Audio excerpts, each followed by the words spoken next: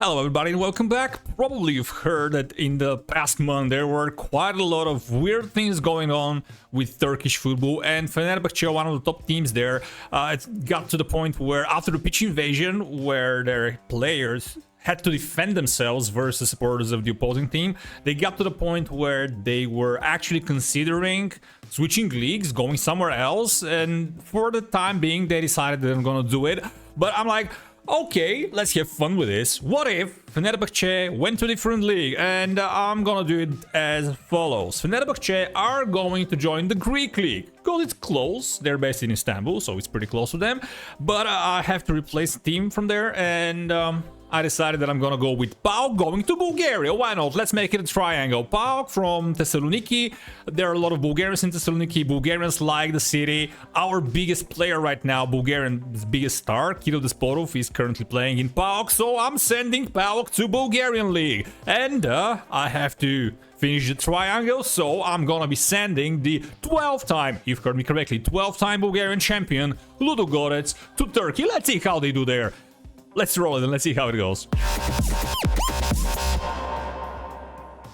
Okay, thanks to UEFA being very understanding about the situation and club switching countries, they had no problems with registration rules, which is absolutely lovely, because I expected Fenerbahçe to have quite some issues because they're coming from Turkey to Europe, and also maybe Ludogorets going to Turkey as well. But if they managed to register players for their local competition, they were absolutely fine with playing in the other competition.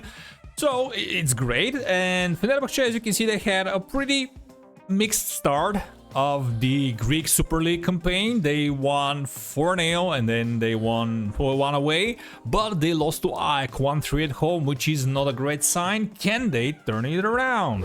On the other hand, PAOK have not lost a single game in Bulgaria yet.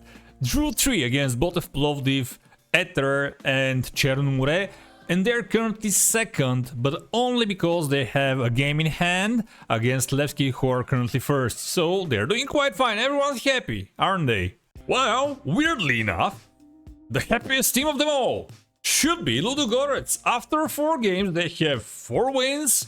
They haven't lost a single game. They haven't drawn one. Well, they're perfect in the league. Can they keep on doing it? Well, not really. Ludogorets actually managed to finish 9th in the Turkish Super League, but that is actually a pretty respectable position for a Bulgarian club going to the Turkish Super League, keeping in mind the difference in levels. And as you can see, they actually had 51 points, which is just under 10 the European spots, so that's fine. That's fine. I think they're doing fine. But I'm gonna tell you who's doing better. Fenerbahçe.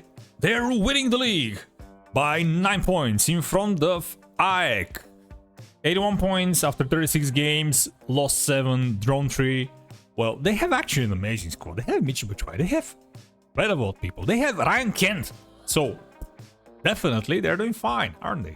I'm gonna tell you who else is doing pretty okay, and that is PAOK. PAOK won 21 games, lost just 2, drew 11, 12, and won the Bulgarian league by 13 points. So they got it pretty easy in Bulgaria. But you know what? I think that actually everyone is happy. You're gonna ask me, Zabulon, why?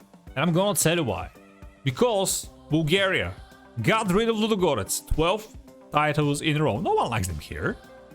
Let them off to Turkey. Let them see how good it is to play against someone that has bigger budget than you and is always better than you. How fun it is. Let him have it. And you know what?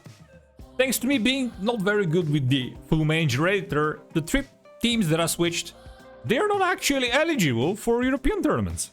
And that's cool. Everyone loves it. So in Bulgaria, the last 12 years, no one won the title but Ludogorets, and they were all fighting for the second spot. But now, the second spot is gonna give you Champions League football. So teams in Bulgaria are happy. They're all winning titles, but they're not winning them at all. So Champions League football, at least for the first one of them.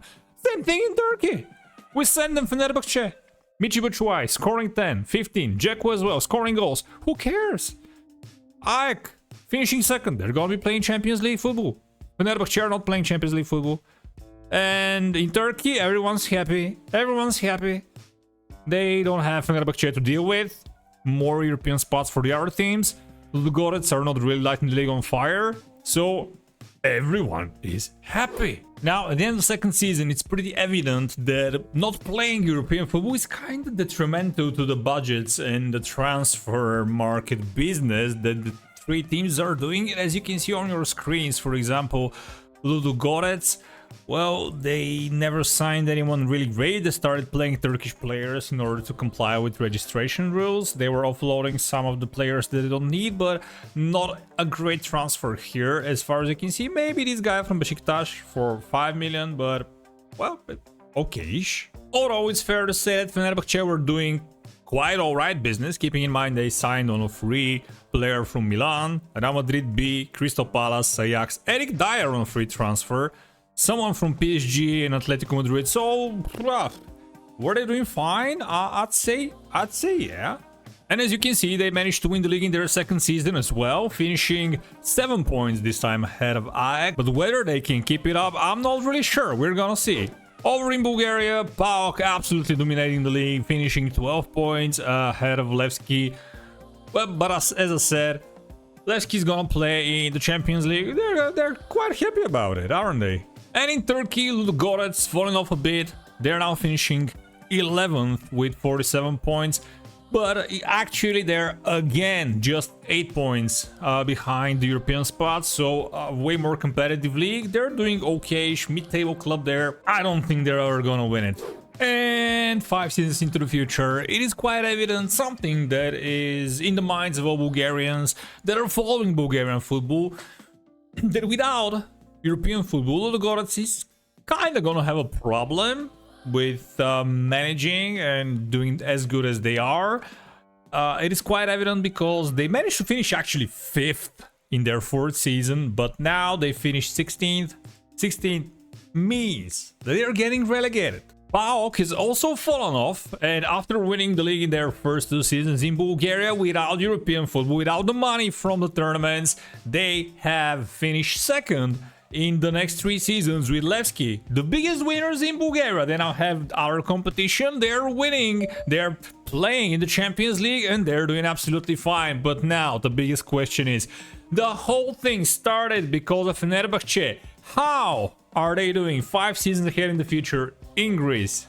And the answer is that they're doing absolutely amazing. Despite the absence of European football for them, they have won the Greek Super League 4 times in a row. They finished 30th season, but to be fair to them, it is just 3 points behind Panathinaikos.